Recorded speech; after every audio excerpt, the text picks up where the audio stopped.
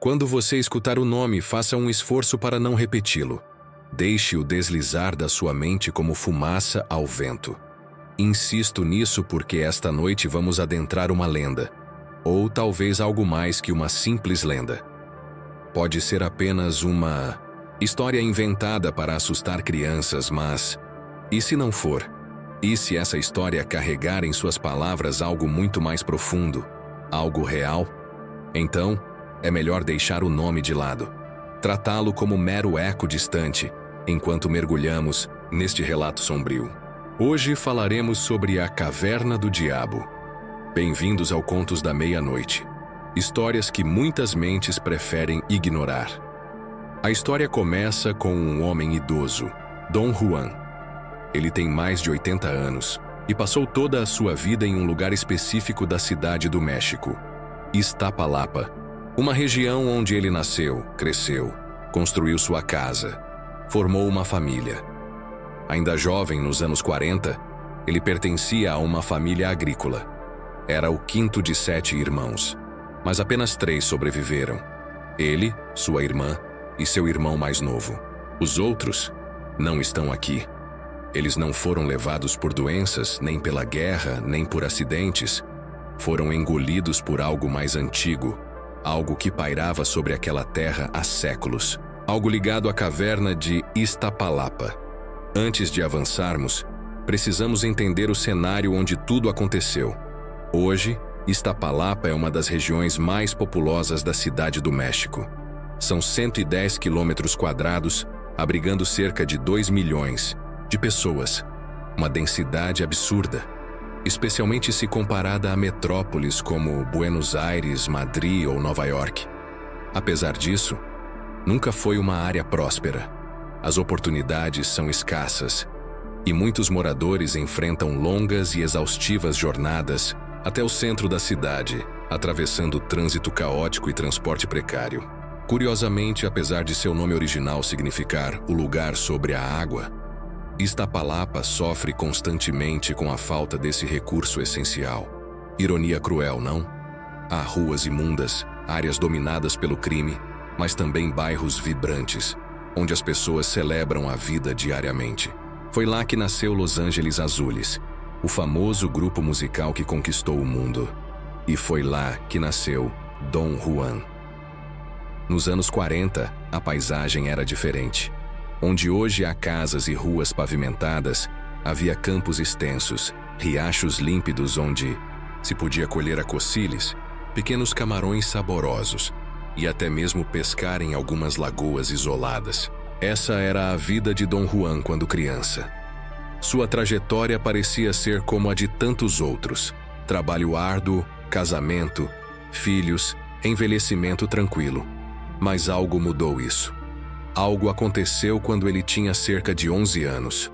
Naquela época, era comum que ele e seus irmãos saíssem para pastorear animais. Tinham alguns borregos, cabritos e 2 vacas.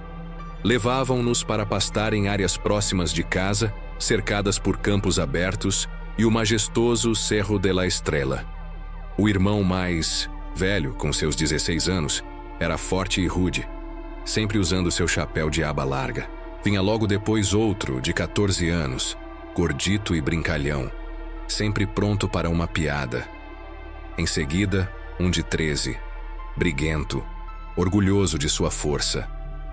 Depois vinham Dom Juan e seu irmão gêmeo, seguidos pela irmã e pelo irmão mais novo, ainda bebês na época, que nunca acompanhavam os outros ao campo.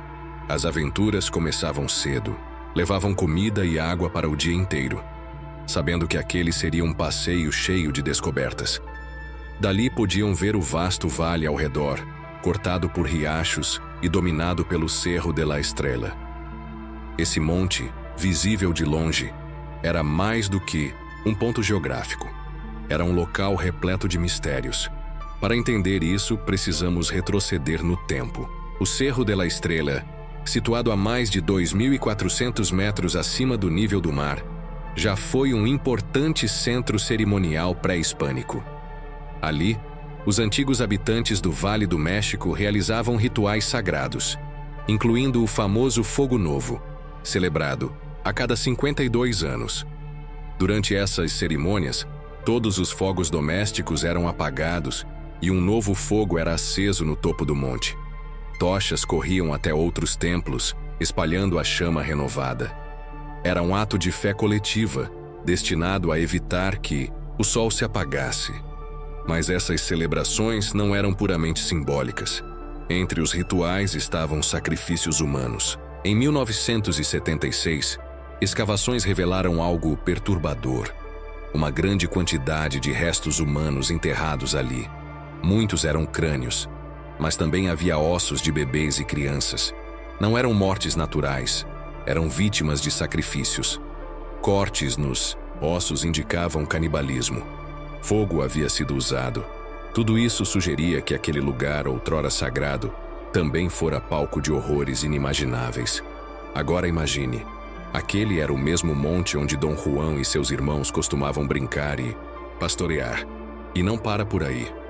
A região está repleta de cavernas, cerca de 200 delas, desde pequenas cavidades até galerias profundas. Cada uma delas carrega lendas próprias. Algumas falam de pessoas perdidas, outras de animais estranhos. Uma das histórias mais conhecidas envolve a igreja de Nosso Senhor da Cuevita, em Iztapalapa. Trata-se de uma catedral construída no século XIX, mas sua origem remonta a 1650. Conta-se que trabalhadores transportavam uma imagem religiosa de Cristo quando, durante a viagem, encontraram uma caverna para se abrigar. Quando tentaram retomar a jornada, a imagem estava inexplicavelmente presa ao chão. Decidiram então construir uma ermida ali, acreditando que o Cristo queria ficar para proteger o povo de algo maligno que saía das cavernas. Anos depois, a catedral foi erguida e até hoje as pessoas visitam o local. Outra tradição marcante é o Via Crucis de Iztapalapa, considerado patrimônio cultural e material do México.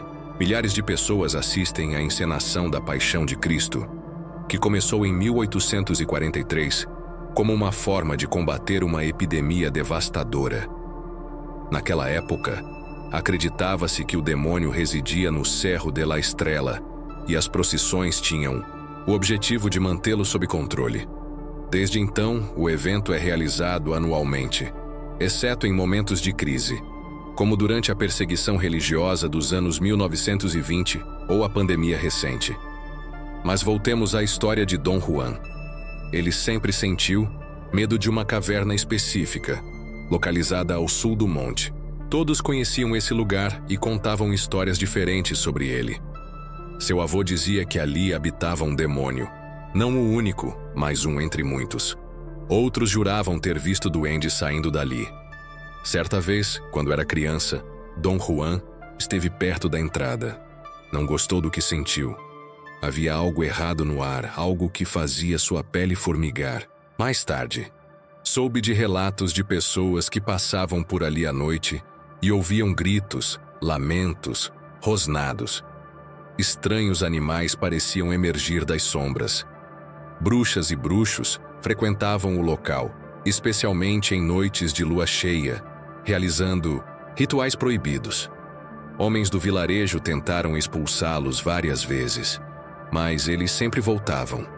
Um dos tios de Dom Juan contou uma história ainda mais sinistra. Disse que alguns garotos haviam entrado na caverna e nunca mais retornaram.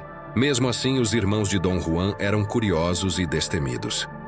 O mais novo, especialmente, insistia em explorar o lugar.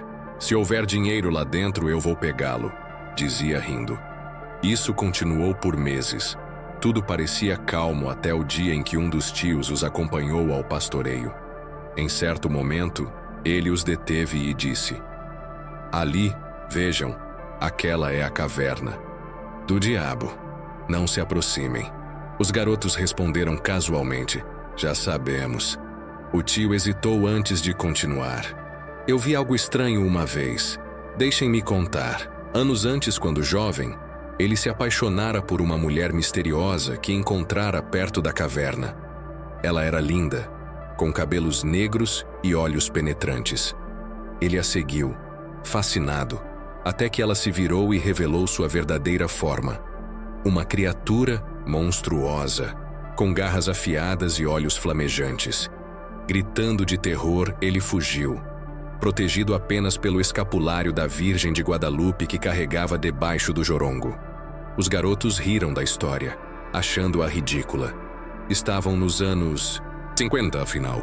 Já conheciam aviões e filmes. Não acreditavam em fantasmas. No entanto, quem entrava na caverna garantia ouvir sons estranhos, lamentos e rosnados. Muitos não voltavam. Dias depois, algo inesperado aconteceu. Enquanto pastoreavam perto da caverna, os garotos viram um homem idoso vestido de branco, com sandálias e um chapéu simples. Ele parecia preocupado, caminhando de um lado para o outro. Ao vê-los, perguntou se tinham visto seu burro, com o qual carregava lenha e outros pertences.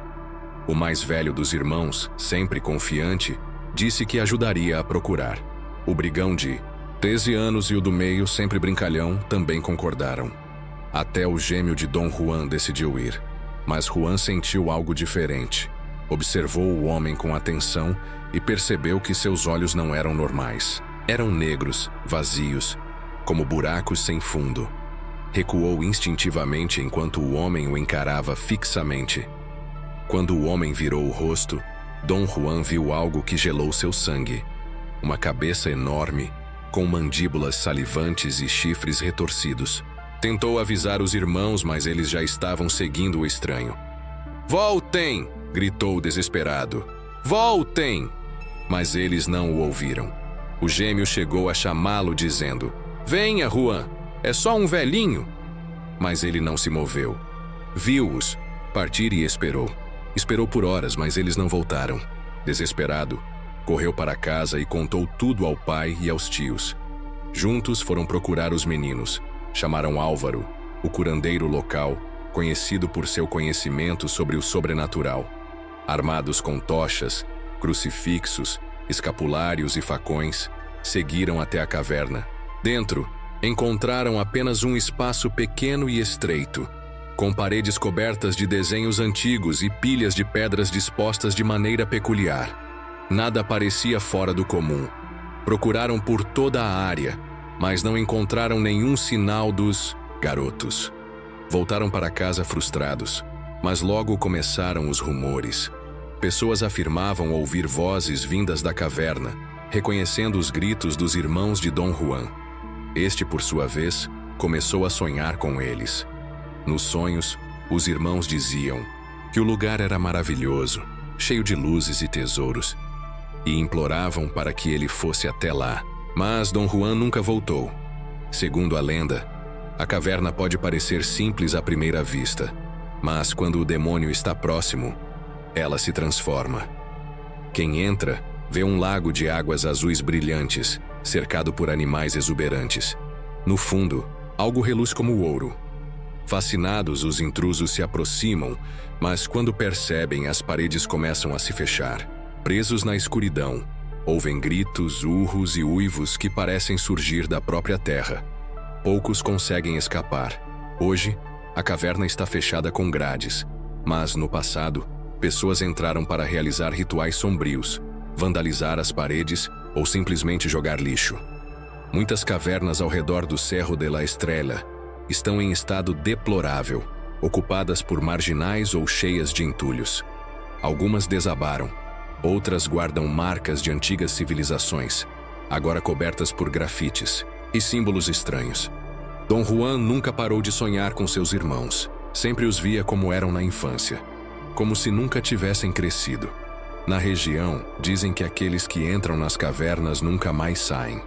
Exploradores que visitaram o local relatam experiências assustadoras, embora tenham conseguido escapar. Talvez seja coincidência, talvez não. Lembre-se do que eu disse no início. Quando mencionar o nome, tente esquecê-lo, porque nas antigas crenças, antes do cristianismo e até mesmo nas mitologias assírias e sumérias, existia um demônio conhecido como Belzebu. Ele aparecia como um velho, representando a preguiça e a sujeira. Sacrifícios humanos eram feitos para aplacá-lo, especialmente em cavernas. Coincidência? Talvez. Ou talvez haja algo mais antigo, algo que ainda observa, espera e atrai os incautos para dentro de suas profundezas. E você? Teria coragem de entrar em uma caverna dessa? Não deixe de se inscrever no canal e deixar o seu like. Obrigado por assistir até aqui.